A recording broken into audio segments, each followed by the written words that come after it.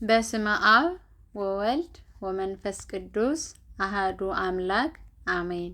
ውድ የእግዚአብሔር ቤተሰቦች እንደምን ዋላችሁ? እንደምን አደራችሁ? በያላችሁበት የዓለም ዳርቻ ፍጹም የእግዚአብሔር ሰላም ከእናንተ ጋር ይሁን። ዛሬ እንግዲህ ህዳር 12 ቀን የቅዱስ ሚካኤል በዓል ነው።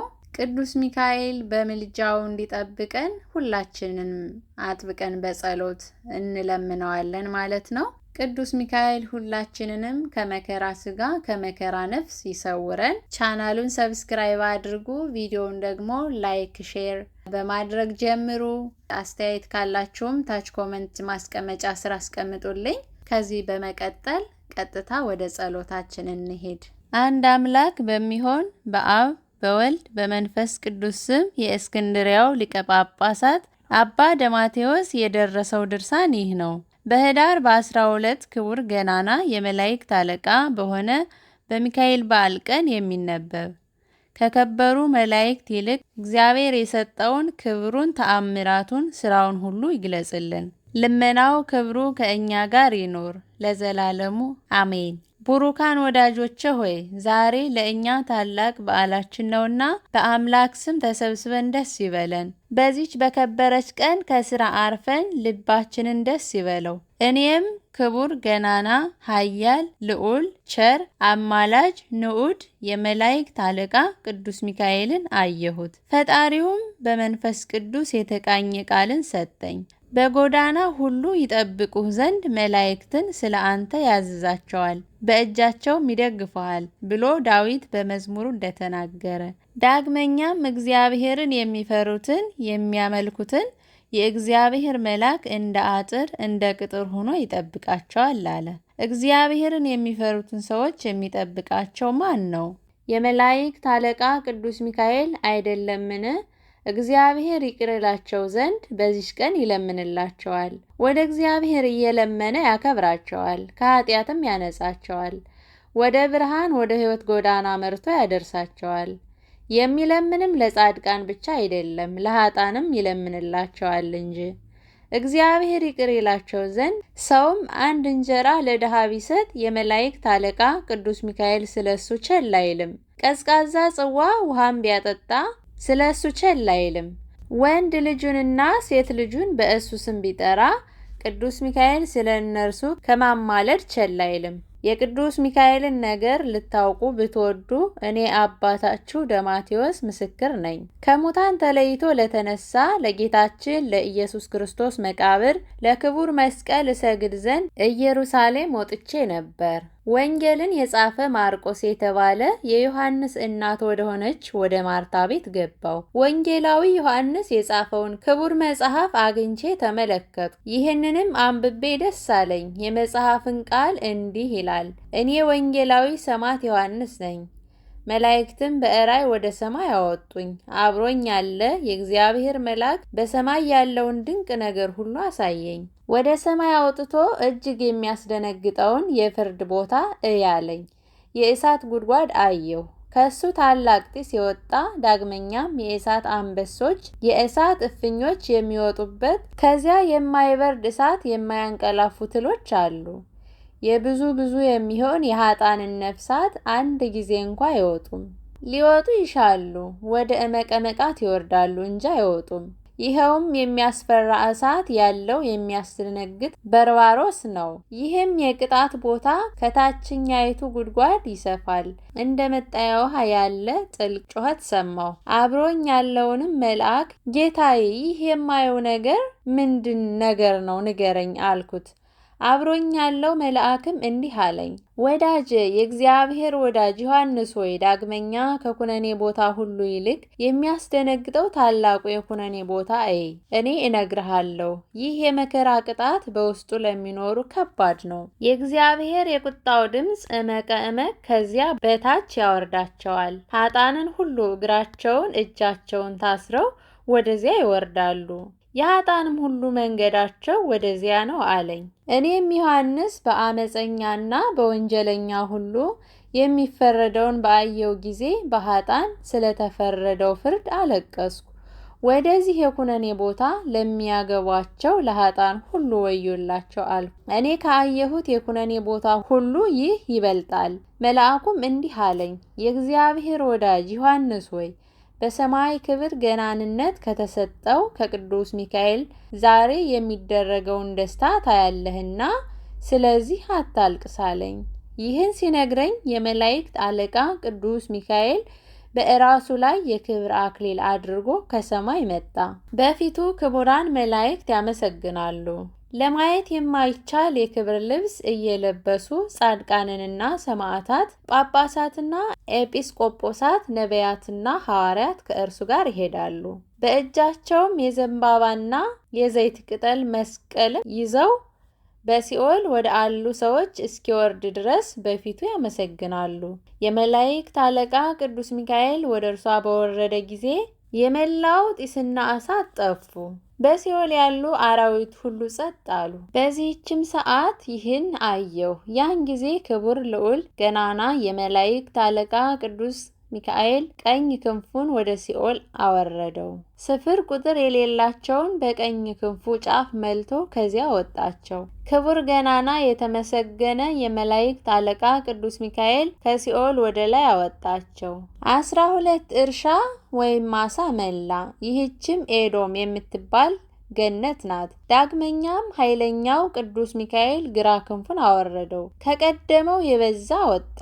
ኪሩቤልና ሱራፌል በየበረሃው በየፍርኩታውና በየተራራው ያሉ ጻድቃንንም ከእርሱ ጋር ከሰማይ የመጡ ሁሉ የእግዚአብሔርን ቸርነት የተመላ ክንፉን ሶስተኛ ያወርደው ዘንድ መልአኩን ለመኑት። ሶስተኛ ስፍር ቁጥር የሌላቸውን አወጣ። ማንም ማን ሊቆጥራቸው የማይቻል ክቡር ባለሟል ከሚሆን ከቅዱስ ሚካኤል በቀር የጌቶችና የነገስታት ገዥ ከሚሆን ከእግዚአብሔር ዘንድ ለሰው ሁሉ ይቅርታን የሚለምን በኪሩቤልና በሱራፌል ዓይናቸው ብዙ በሚሆን በአርባዕቱ እንስሳ ላይ አድሮ የሚኖር መሪር የሚሆን የሐዘንና የመከራ ቦታ ከሲኦልና ከገሃነም የወጡት ስፍር ቁጥር የላቸውም። መላእክት ጻድቃንን ተቀብለው ጥቃቅኑን ታላላቁን ኃጢአት በሚያነጻ በሕይወት ውሃ አጠቧቸው። ደስ የሚያሰኝ የከበረ ዕንቁ ቀቧቸው። ክቡር ገናና የተመሰገነ የመላእክት አለቃ ወደ ሆነው ወደ ቅዱስ ሚካኤል አመጧቸው። ያን ጊዜ የመላእክት አለቃ ቅዱስ ሚካኤል ሁሉን ይዞ ከእግዚአብሔር ፊት አደረሳቸው። በመላእክት አለቃ በቅዱስ ሚካኤል ልመና ይቅርታ ያላቸው ይቅር ያላቸውን ጌታ እየሰገዱ አመሰገኑት። እነሆ በዚች ቀን በዚህች ሰዓት ከአብ ከመጋረጃው ውስጥ እንዲህ የሚል ቃል ተነገረ። በባለሟሌ በቅዱስ ሚካኤል ፍጹም ልመና በክብርት እናቴ በድንግል ማርያም ልመና የአባቴን ፈቃድ በፈጸሙ በወዳጆቼ በጻድቃን በሰማዕታት ሁሉ ልመና እኔ ምሬያችኋለሁ፣ ኃጢአታችሁንም ይቅር ብያችኋለሁ፣ ይዳኑ ወደ ዘላለም ሕይወት ይግቡ የሚል ቃል ወጣ።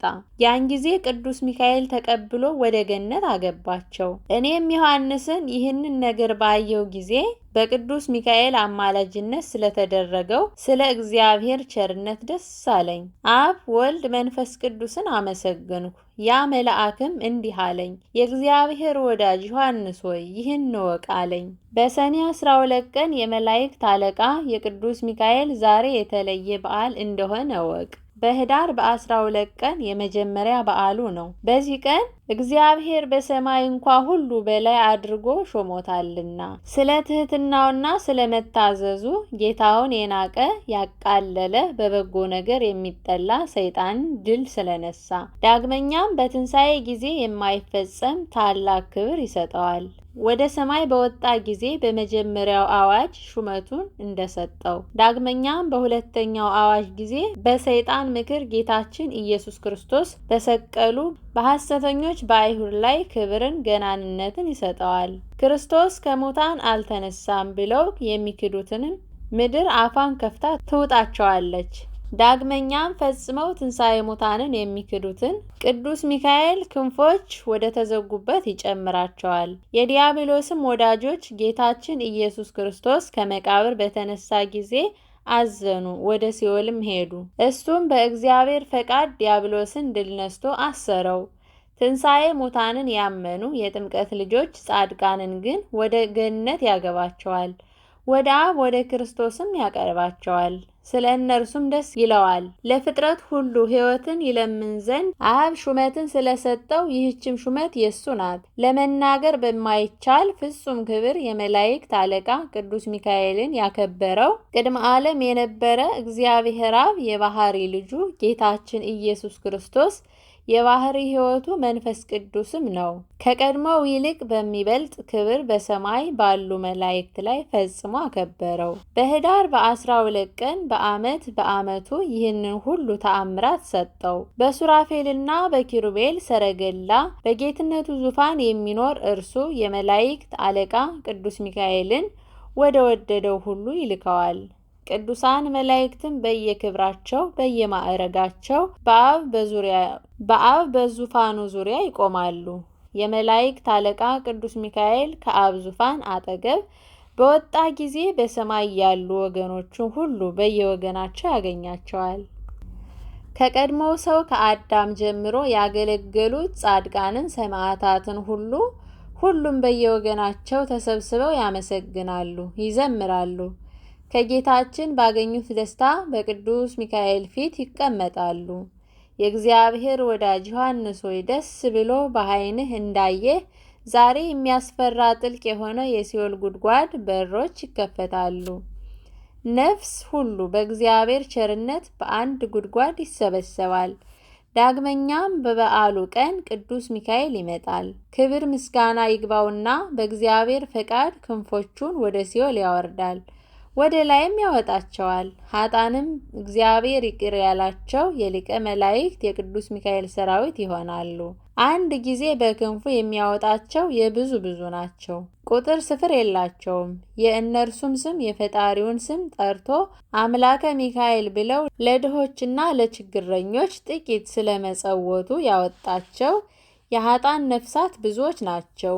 ዳግመኛም በሚካኤልና በገብርኤል በ40 እንስሳና በ24 ካህናተ ሰማይ ስም አምላክን በወለደች ክብርት ንጽሕት ድንግል በሆነች በእመቤታችን በቅድስት ድንግል ማርያም ስም በክርስቶስ ስም ስለአመኑ በሰማዕትነት ስለሞቱ ስለ ቅዱሳን ሁሉና ስለ ጻድቃን ስለ ሰማዕታትም ስም የሰጠውን በፈጣሪው በእግዚአብሔር ኃይል የመላእክት አለቃ ቅዱስ ሚካኤል ከሲኦል ያወጣዋል። በመላእክት አለቃ በቅዱስ ሚካኤል ስምም ለድሃ ለችግረኛ ለችግረኛ አንድ እንጀራ ስለሰጡ ሰዎች ወደ ሲኦል እንዳይጨምሯቸው ይለምንላቸዋል። ስለ ኃጢአታቸውም ስርየትን ምሕረትንና ይቅርታን ከጌታችን ከኢየሱስ ክርስቶስ ያገኙ ዘንድ ወደ ጌታችን ወደ ኢየሱስ ክርስቶስ ያቀርባቸዋል። በቅዱስ ሚካኤል ስም በበጎ ስራ የሚሰሩትን ሁሉ ይቅር ባይ የእግዚአብሔር ልጅ ክርስቶስ አይተዋቸውም፣ አይጥላቸውም።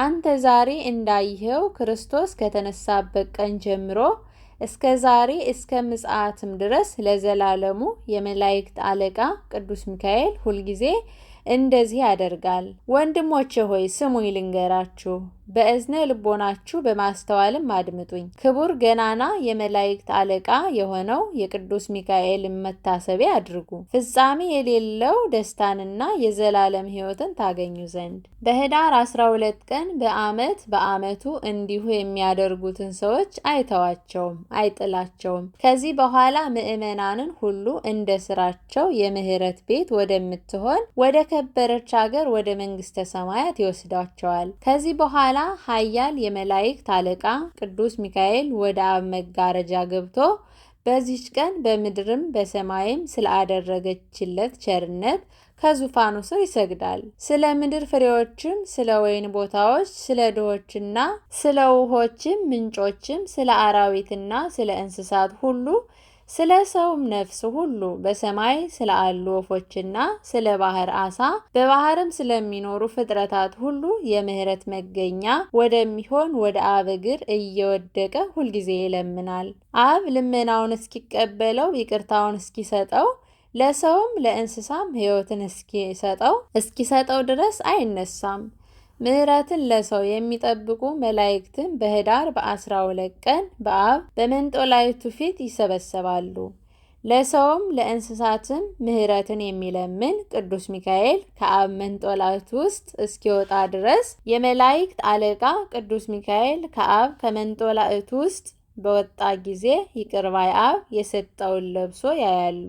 መሪያቸው ፍቅር አንድነትን የሚያስገኝላቸው ይቅርታን የሚያመጣላቸው አለቃቸው ነውና። ስለዚህ ነገር ለምድር ምሕረትን የሚጠብቁ እኒህ መላእክት እግዚአብሔር ሰውና እንስሳትን ይቅር እንዳለ ቅዱስ ሚካኤል በለበሰው ልብስ አምሳል ምልክት ያውቁታል። በዚህ ዓለም የሚሆነውን አውቀው ስለ ሰው ነፍስ ሁሉ መዳን ፈጽሞ ደስ ይላቸዋል። አሁንም የእግዚአብሔር ወዳጅ ዮሐንስ ሆይ በመላእክት አለቃ በቅዱስ ሚካኤል ስም ለችግረኞች ለድሆች ምጽዋትን የሚያስቡ ሁሉ ንዑዳን ክቡራን ናቸው። ዮሐንስ ሆይ ዳግመኛም እኔ አንድ ነገር እነግርሃለሁ። ነገሩ እጅግ ድንቅ የሆነውን ይህንን መጽሐፍ በልቦናው አስቦ ቢጽፈው በመላእክት አለቃ በቅዱስ ሚካኤል ስም ለቤተ ክርስቲያን እጅ መንሻ ዕጣንም ሰምም ቢሆን ሌላ ጌጥም ቢሆን ቢሰጥ አንድ እንጀራ እስከ መስጠት ደርሶ በጎ ስራ የሰራው ሁሉ ይህንንም ባይሆን ለድሃ ጥዋ ውሃ በእጁ ቢሰጥ ስለ እርሱ ከመለመን ቅዱስ ሚካኤል አያርፍም። ኃጢአቱ እንደ ባህር አሸዋ እንደ ሳር ቅጠል ቢበዛ ይሰረይለታል። ሙቶ ወደ ፍርድ ቢቀርብም በቅዱስ ሚካኤል ልመና እግዚአብሔር ይምረዋል። አሁንም የእግዚአብሔር ወዳጅ ዮሐንስ ሆይ ስማ።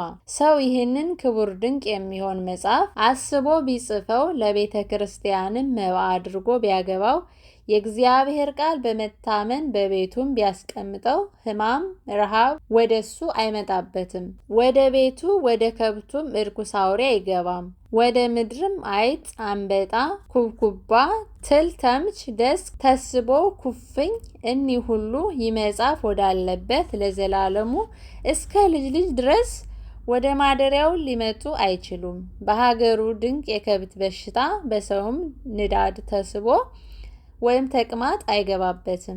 የቅዱስ ሚካኤል ስም ከፈጣሪው በተሰጠው ኃይል ረዳት ይሆነዋልና።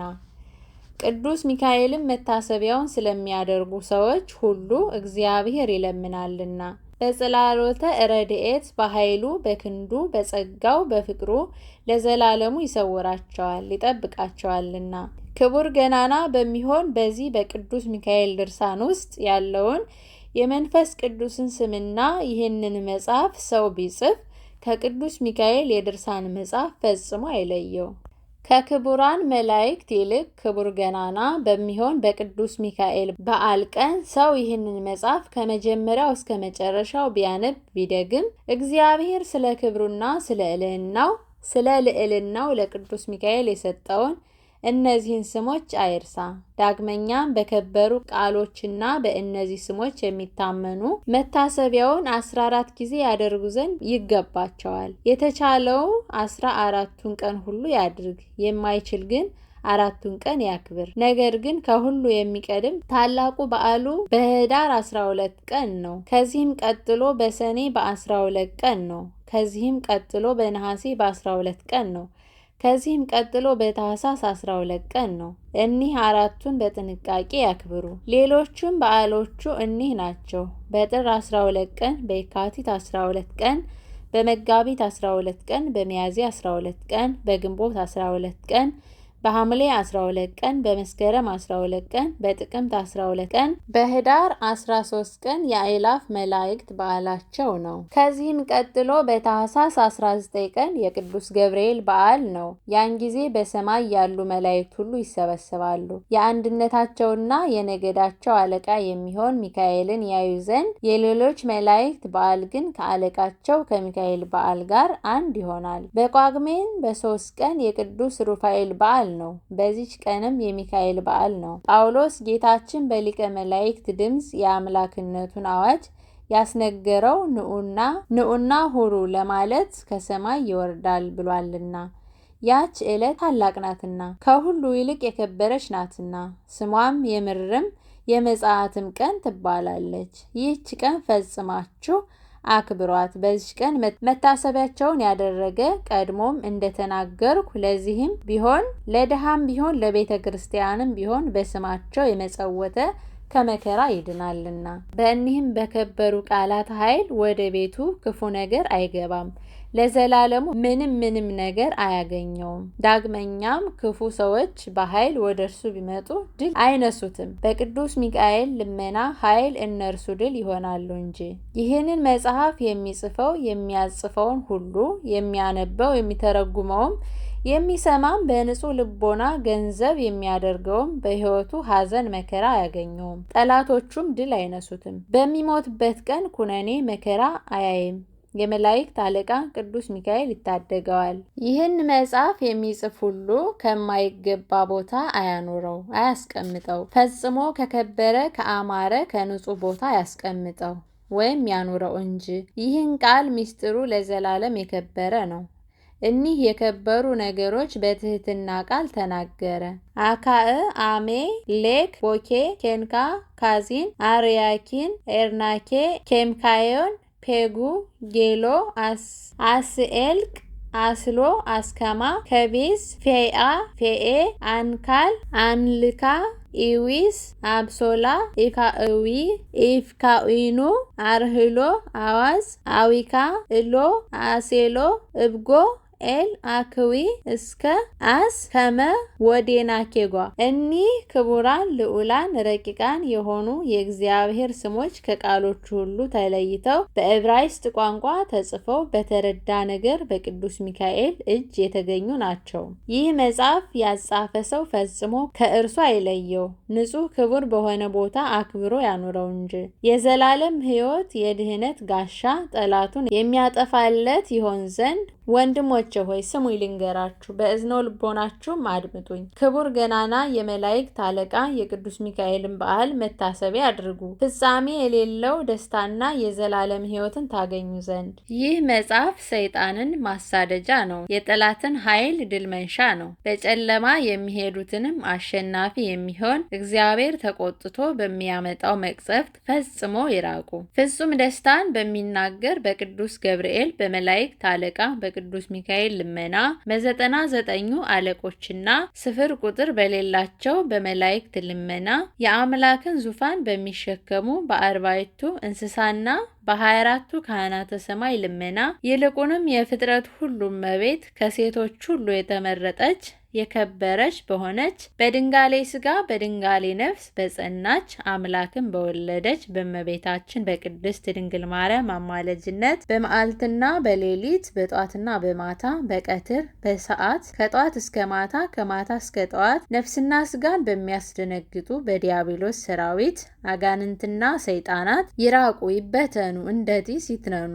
አራቱን ማዕዘን አጽንተው በያዙ በአራቱ ነፋሳት ይበተኑ። በእኔ በሕዝበ ክርስቲያኑ የክርስቶስ አዲስ ሙሽራ በምትሆን በዚች በቤተ ክርስቲያን ዛሬ እኒህ ተሰብስበው በአሉ የክርስቲያን ወገኖች ላይ ይቅርታ ከወደ ላይ ይምጣልን።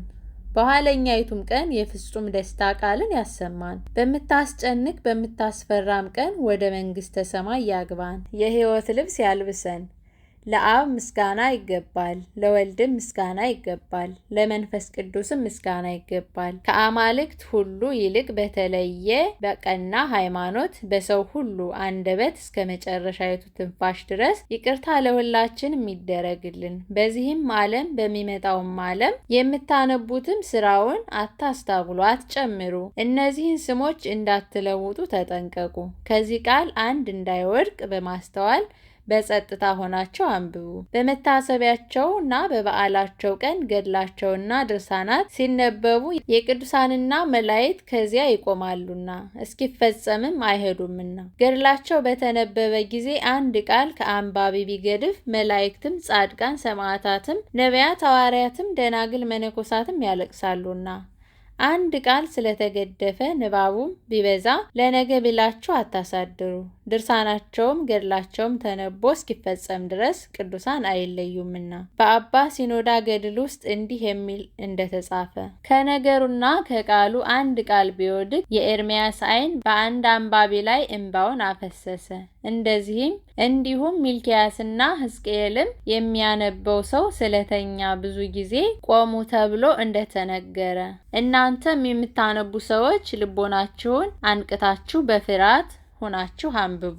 መጻሕፍትን ማንበብ የማይቻላችሁም ቢሆን ንባብ የሚያውቅ ጠርታችሁ ጸልዩ። ለእኔም ለጻፈውም ለአጻፈውም ላነበበውም ለተረጎመውም የዚህ መጽሐፍ ቃል ለሰማውም እግዚአብሔር በአንድነት ይቅር ይለን ዘንድ አምላክን በወለደች በእመቤታችን በቅድስት ድንግል ማርያም አማላጅነት በመላእክት አለቃ በቅዱስ ሚካኤል ጸሎት ፍጹም ደስታን በተናገረ በቅዱስ ገብርኤል ልመና በ4 እንስሳና በ24ቱ ካህናተ ሰማይ ልመና ረቂቃን በሚሆኑ በመላእክት በጻድቃንና በሰማዕታት ልመና እኛን ምእመናንን ሁሉ ፈጽሞ ይቅር ይበለን ይራራልን፣ ከሰይጣን ወጥመድም ያድነን። የቅዱስ ሚካኤል የልመናው በረከት የረድኤቱ ሀብት በእኛ ይደርብን ለዘላለሙ አሜን። ኤኮስ አስሌ ኤፓ ኤፓስ ኤንከምካም ኬቦካ ኪሮም ለካፍ ፌኤ ሎኬ ወአርናኬ ጓ አብሶላ አስቤ አበሳኩ አሜ አወስ ኤቃ ኤጴ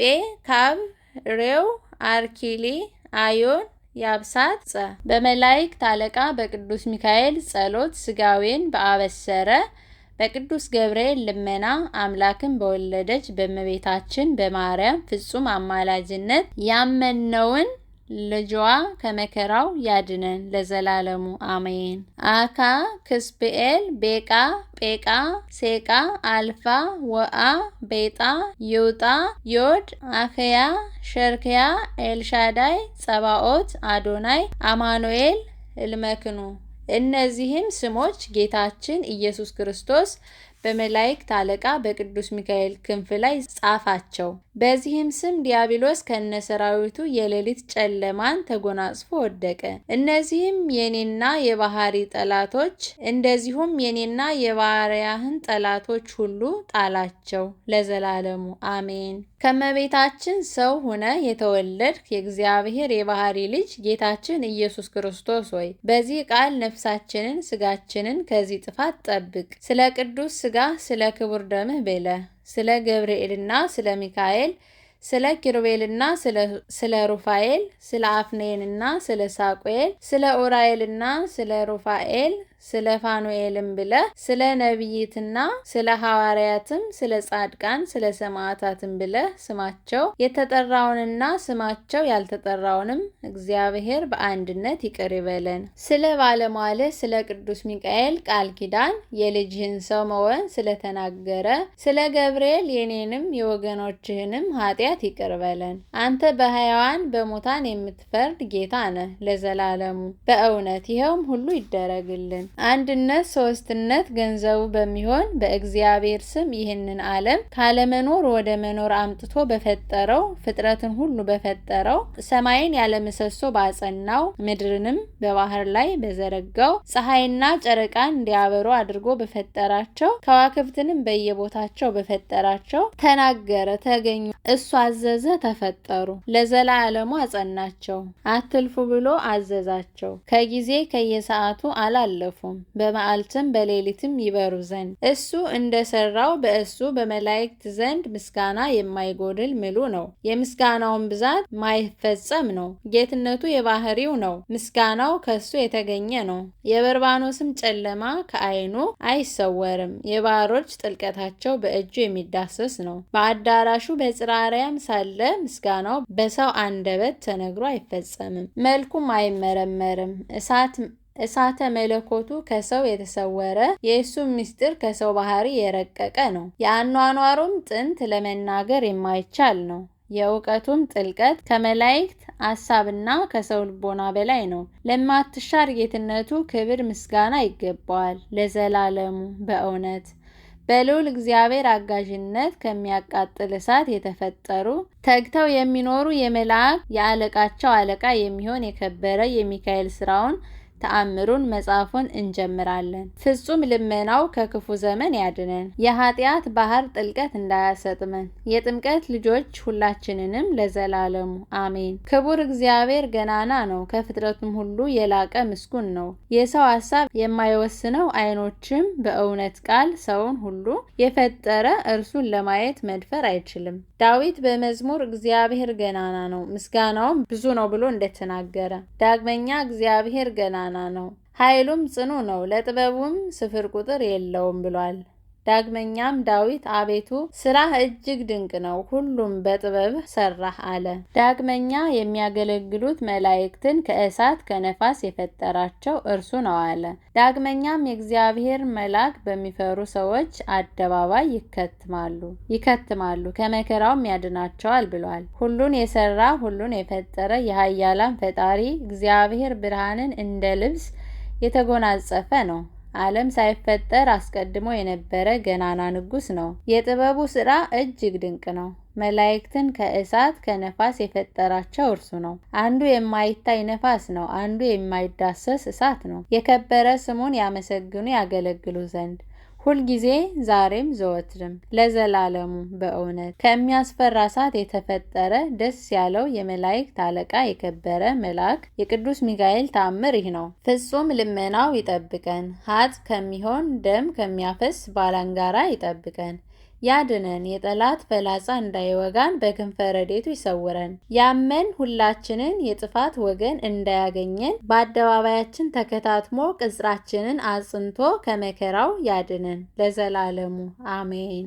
ነገሬን በምሳሌ እገልጻለሁ። ከጥንት ጀምሮ የነበረውን ምሳሌ እናገራለሁ። የእሳት ብርሃንን የሚጎናጽፍ የመላእክት አለቃ ቅዱስ ሚካኤል በፈጣሪው ቸርነት የሰራው ስራውና ድንቅ የሚሆን ተአምራቱን እናገራለሁ፣ አስረዳለሁ። ለሰው ወገን ሁሉ በየጊዜው ዘወትር ወደ እግዚአብሔር ምሕረትን ይማልዳል።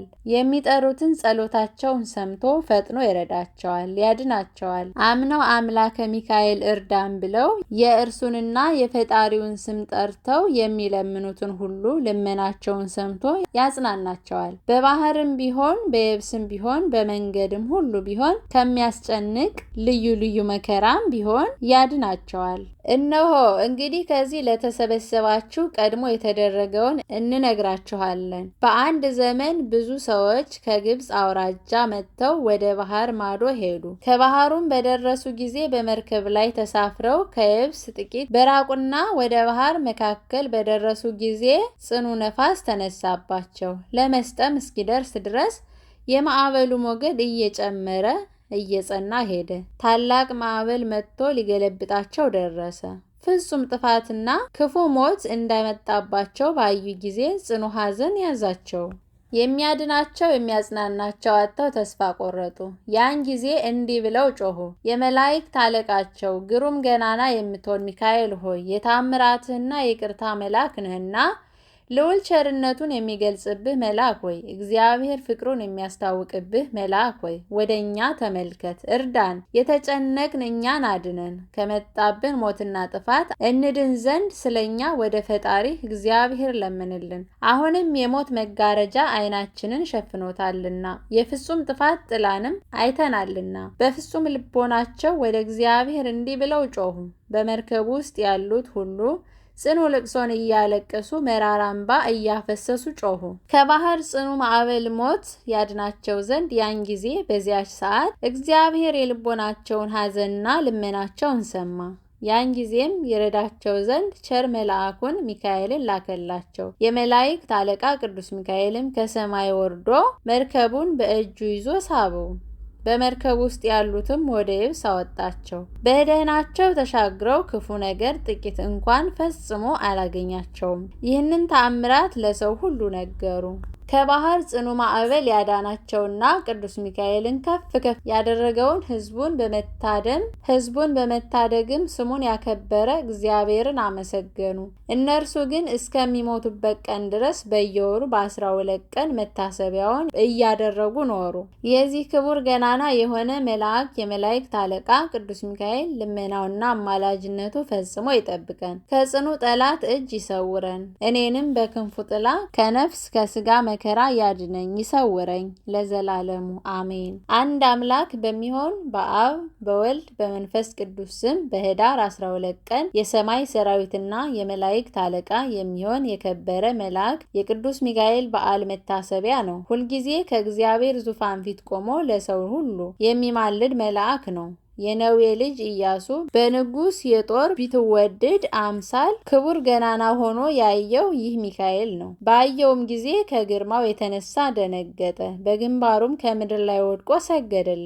ጌታዬ ሆይ ከእኛ ወገን ነህን ወይስ ከጠላቶቻችን አለው። ከሰማይ ሰራዊት ወገን ከአለቆች አንዱ እኔ ነኝ አለው። በዚህችም ቀን አሜሌቅን በእጅህ ጥለዋለሁ፣ በኢያሪኮም ላይ አነግሥሃለሁ አለው። ሰማዕታትና ቅዱሳንን ገድላቸውን እስኪፈጽም ድረስ የሚያጸናቸው የሚያስታግሳቸው ይህ መልአክ ነው። በዚህ መልአክ ስም በየወሩ በ12 ቀን የበዓል ምጽዋት መታሰቢያ እንዲደረግ ተወስኗል። ስለ ምድር ፍሬ፣ ስለ ዝናብ መውረድ፣ ስለ ወንዞች ውሃ፣ ስለ ምሕረት ነፋስ እግዚአብሔር በቀና በፍጹም ደስታ ያስፈጽማቸው ዘንድ እሱ እግዚአብሔርን ሁልጊዜ ይለምነዋል። የዚህ የመላእክት አለቃ የሚካኤል ፍጹም ልመናው ከእኛ ጋር ይኑር ለዘላለሙ በእውነት አሜን። የመላእክት አለቃ ለአንተ ሰላም እላለሁ።